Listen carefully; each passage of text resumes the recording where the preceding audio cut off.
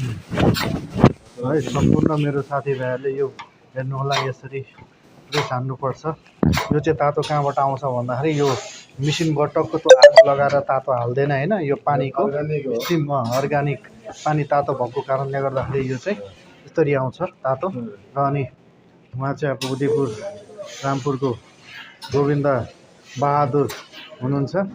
उहाँले चाहिँ यसरी कपडालाई आइरन हान्नुहुन्छ। उहाँको कामै आइरन हान्ने काम हो होइन।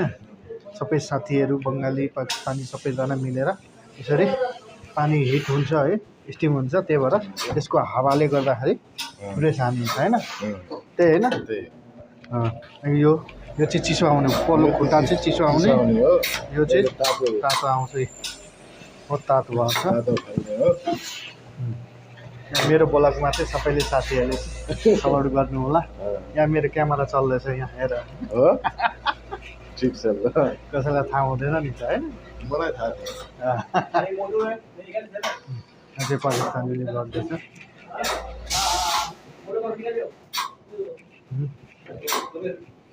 यसरी हानिराखेको छ।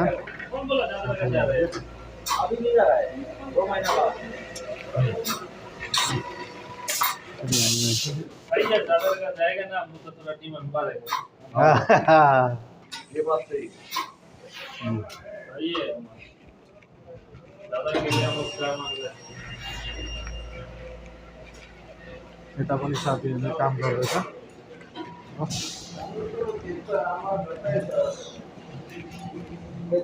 यसरी कपडा लगाउँदैछ, टक्क बेग बाई बेग गरेर हाल्दैछ।